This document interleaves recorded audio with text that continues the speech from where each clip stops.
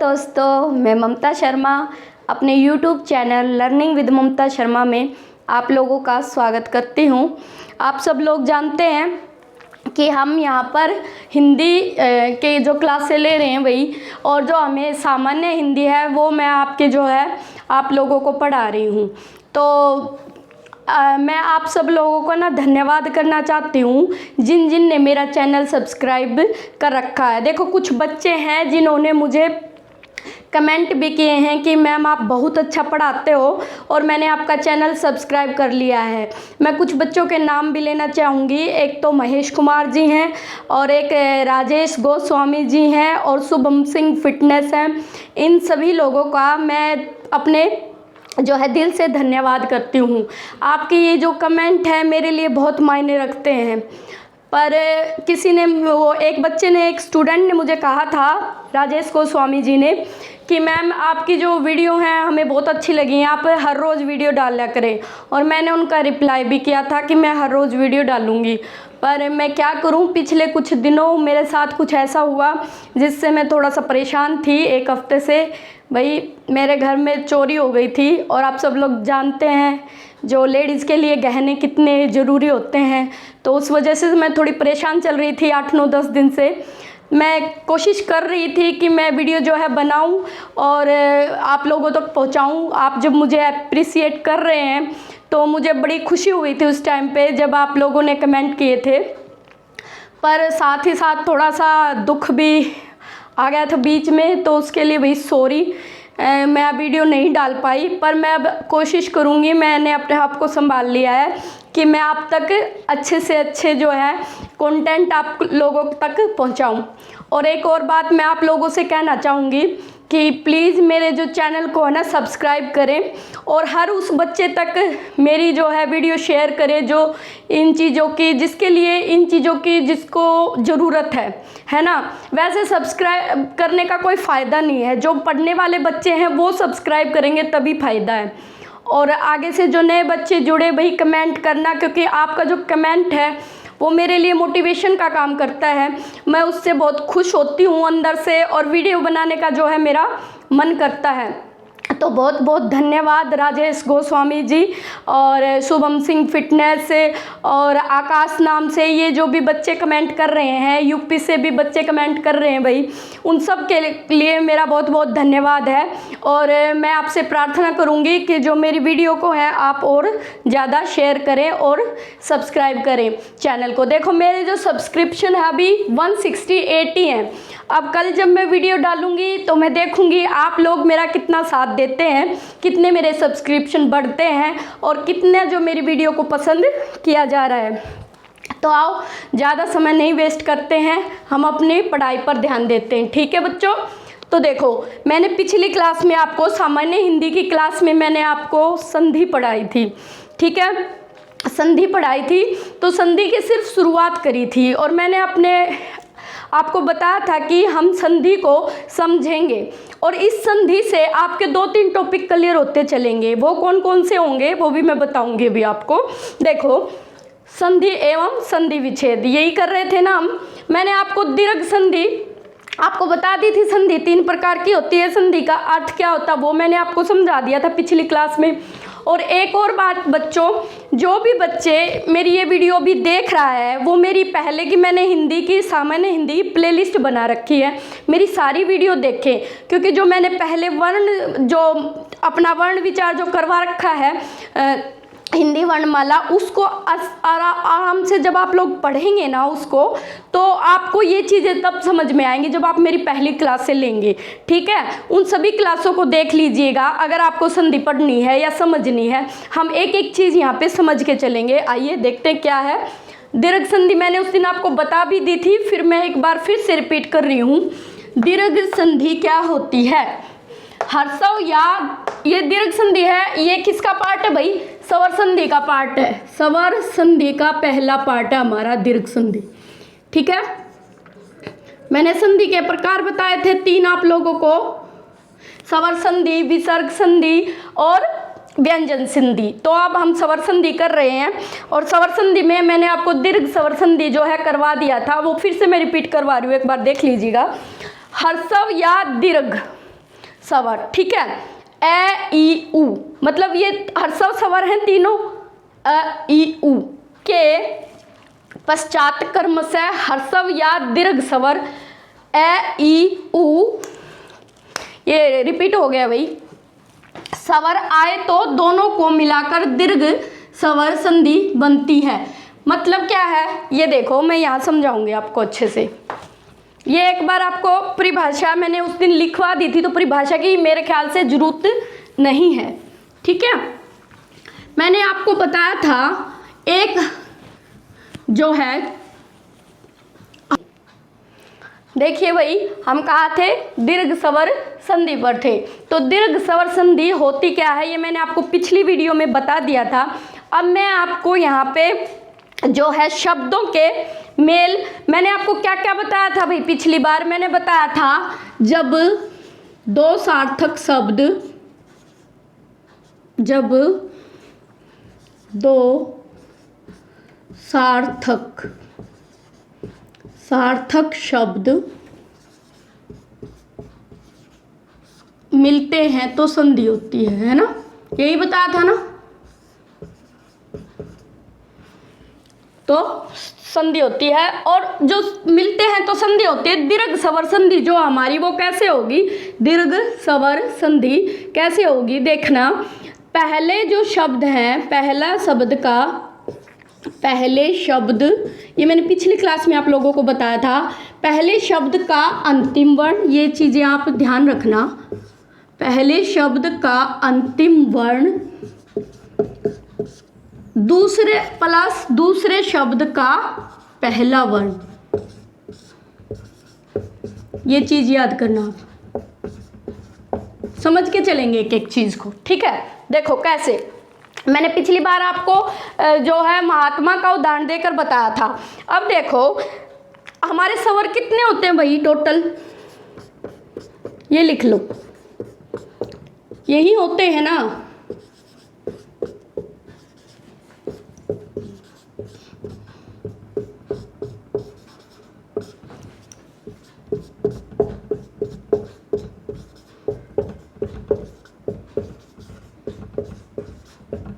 यही होते हैं ना भाई। तो मैंने जो दीर्घ स्वर संधि की आपको क्या परिभाषा दी थी कि दीर्घ स्वर संधि वहाँ होगी जहाँ पर सजातीय वर्ण यानी अपनी ही जाति के वर्ण मिलकर जब बड़ा बन जाते हैं, वही स्वर जो है दीर्घ संधि होती है। तो अब देखो अपनी जाति का मतलब ये इसकी जाति का है, ये इसकी जाति का है, ये इसकी जाति का, तो ये सजातीय तो यही है ना बस।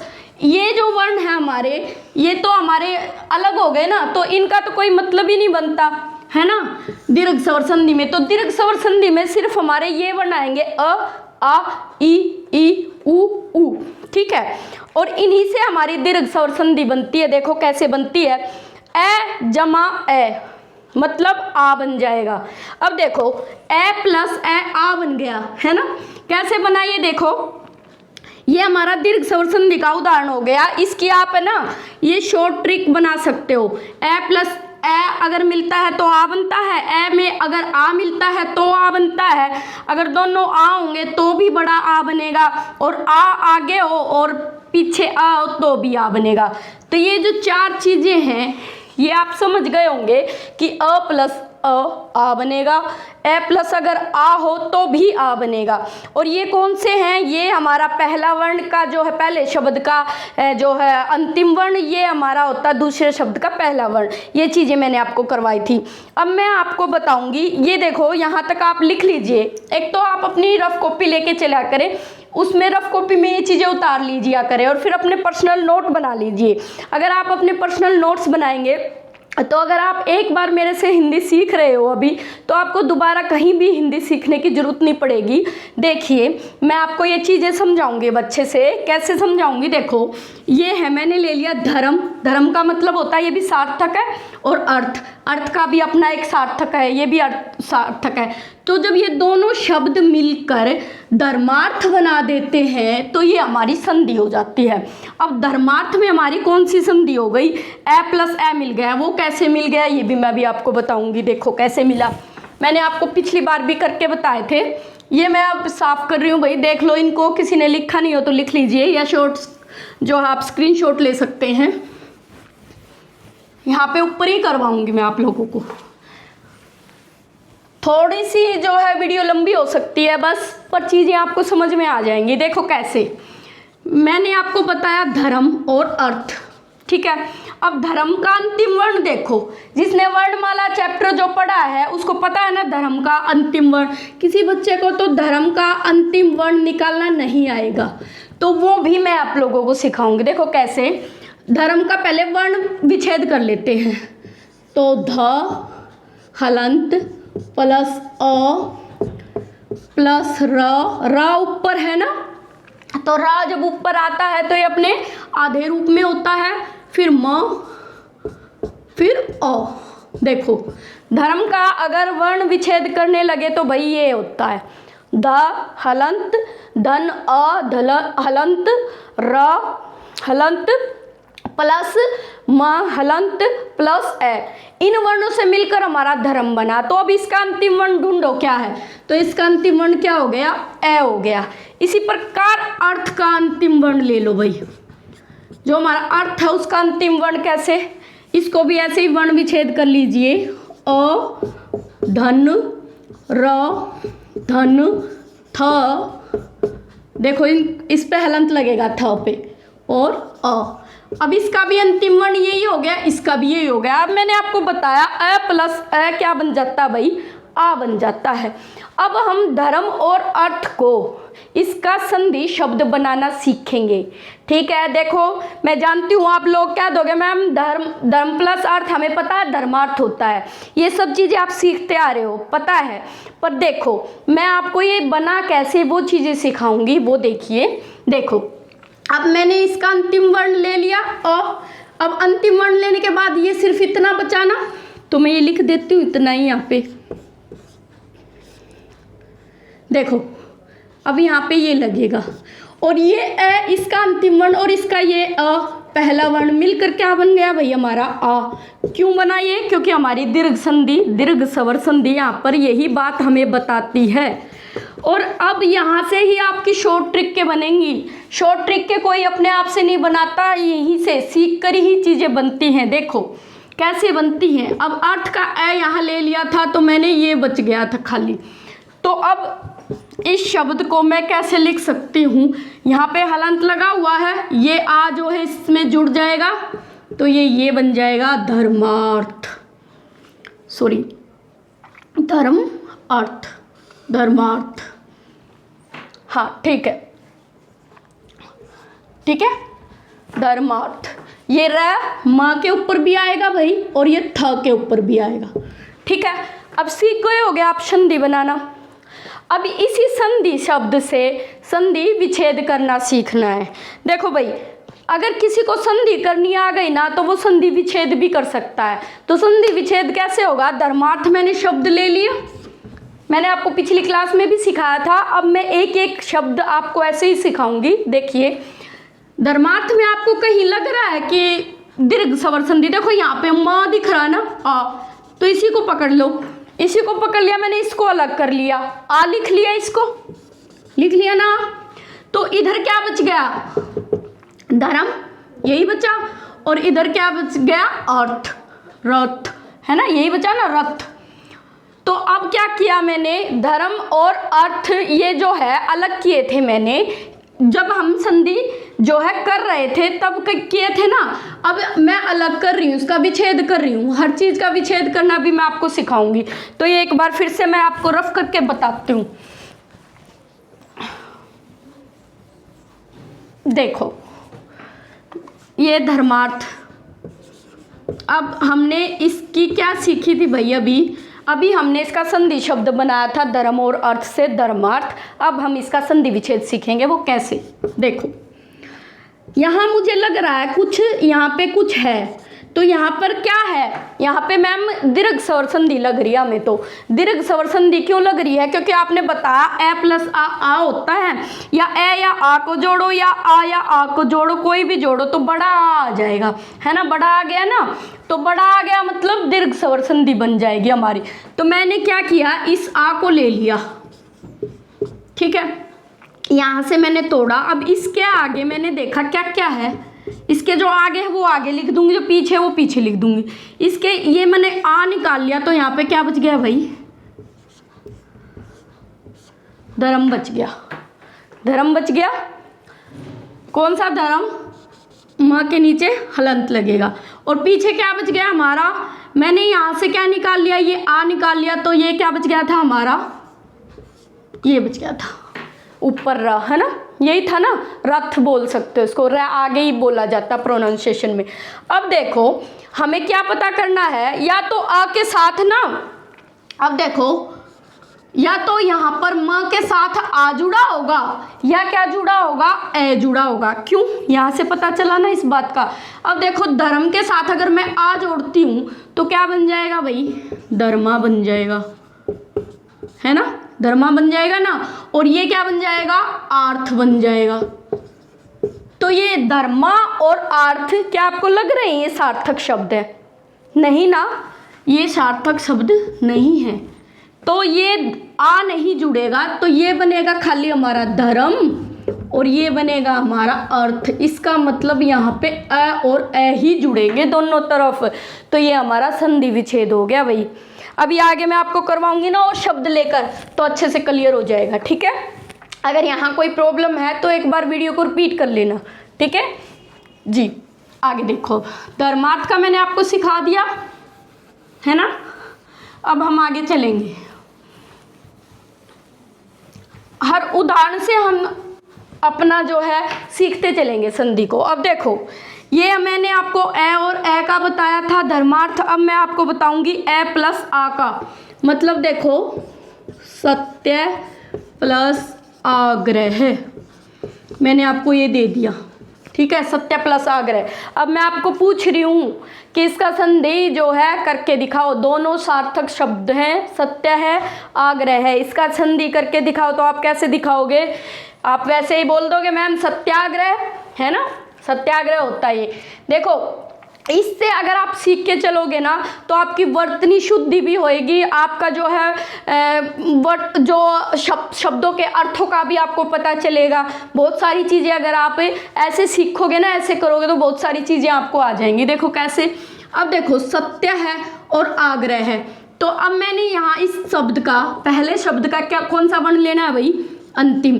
तो अंतिम वर्ण इसका क्या है? यहाँ पे हलंत नहीं है ना, तो इसका मतलब यहाँ पे अ है। ये मेरे वो सब स्टूडेंट छात्र जानते हैं जिन्होंने वर्णमाला का चैप्टर मेरा पूरा पढ़ लिया है, उनको पता है इस सत्य शब्द का जो है अंतिम वर्ण अ है और इसका क्या है भाई? आ है। तो ये ए प्लस आ क्या मिल जाएगा? बन जाएगा हमारा आ बन जाएगा, बड़ा आ बन जाएगा, ठीक है, ये बन गया। अब देखो मैंने इसका ए लिया था सत्य का, तो यहाँ पर क्या बच गया था? अब मैं आपको संधि शब्द बनाना सिखा रही हूँ, ध्यान से सीख लीजिए। देखिए यही बचा था ना, क्योंकि मैंने इसमें से ए निकाल लिया था तो यहाँ पे क्या आ गया? हलंत आ गया। अब ए प्लस आ क्या बन गया था? हमारा आ बन गया था। और यहाँ पर भी मैंने ये निकाल लिया था आ, है ना, तो यहाँ पे सिर्फ क्या बचा था? ग्रह, ठीक है, यही बचा था ना, ग्रह। अब ये तीनों शब्द मिलकर क्या बन जाएंगे भाई? देखो अब इससे आपकी वर्तनी शुद्धि भी जो है उसमें भी सुधार होगा। मैं ऐसे ही लिख दूंगी बिल्कुल। अगर मैं इस या में आ जोड़ूंगी तो क्या बन जाएगा? ये बन जाएगा। और यहाँ पर क्या बच गया था हमारा? ये। तो ये बन गया हमारा सत्याग्रह। तो आप क्या समझे? सत्याग्रह कैसे बना? हमारा दो स्वर संधियों से जो बना है, ये हमारा ए प्लस आ से बना है। हमारा स्वर संधि का जो है, दीर्घ स्वर संधि का ये उदाहरण है सत्याग्रह, ठीक है। यहाँ तक समझ गए होगे आप सत्याग्रह, मैंने बता दिया। अब नेक्स्ट देखो, पहले आ जाए या फिर आ जाए तो ये क्या बन जाएगा हमारा? ये भी आ बनेगा। अब देखो सीमा प्लस अंत, सीमांत, सीमा प्लस अंत, ये समझ में आ गया होगा। अगर इसका संधि विच्छेद करना है वो भी आपको समझ में आ गया होगा। आप ना घर पे ऐसे एग्जाम्पल मैं कुछ आपको दूंगी लास्ट में क्लास में, जब पूरा टॉपिक हो जाएगा आप बना बना के देखना कि कैसे मैडम ने सिखाया और कैसे हमें करना है। तो इसका संधि विच्छेद कैसे करेंगे, वही ये टॉपिक यहाँ से उठाना है। मैंने आ अलग कर लिया, बिल्कुल इसका विपरीत चलते जाओ। आ यहाँ से निकाल लिया तो यहाँ क्या बच गया, सत्य, और इस तरफ क्या बच गया भाई, ग्रह। तो अब देखा मैंने जो सत्य में आ मिला तो सत्या बनता है। सत्या कोई हमारा शब्द नहीं होता है, तो इसलिए इसमें हमें क्या लगाना पड़ेगा, ए लगाना पड़ेगा। तो सत्य हमारा शब्द होता है, और आ से आग्रह मतलब किसी को आग्रह करना है ना, तो ये हमारा सत्याग्रह बन गया।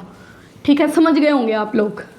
अगर देखो किसी को चीज़ें समझ में ना आए या कोई कंफ्यूजन हो तो आप कमेंट करना प्लीज़, मैं आपको उसका जो है रिप्लाई ज़रूर करूँगी। अब नेक्स्ट देखो, आ प्लस आ क्या बनता है, ये भी आ बनता है। देखो सीमा प्लस अंत, सॉरी अभी तक मैंने ये नहीं करवाया आपको, सीमांत। अब मैं आपको एक एक जो है ट्रिक के उदाहरण जो हैं वो करके बता रही हूँ। सीमा प्लस अंत, अब ये सीमा प्लस अंत आप कह दोगे मैम ये तो सीमांत हो गया, हमें पता है, हमें पता है भाई, हमें, मुझे भी पता, आप लोगों को पता है, पर हमें सीखना है ये कैसे हुआ। अब देखो इसका अंतिम वर्ण ले लेते हैं भाई, पहले शब्द का क्या निकला, आ, इसका अ, तो हमें पता है आ प्लस आ भी क्या बनता है भाई, आ बनता है। तो अब ये जहाँ से हमने आ निकाला तो यहाँ क्या बच गया था, सीम, यहाँ हलंत लग जाएगा, और प्लस ये हमारा आ जो हमने निकाल लिया था, और इधर क्या बच गया हमारा त और आधा न, ये बच गया। अब इससे हम बना देंगे हमारा शब्द, मैंने बताया आपको बड़ा बन जाएगा तो सीमांत, ये हमारा शब्द बन गया। ऐसे ही इसका आप वर्ण विच्छेद कर सकते हैं।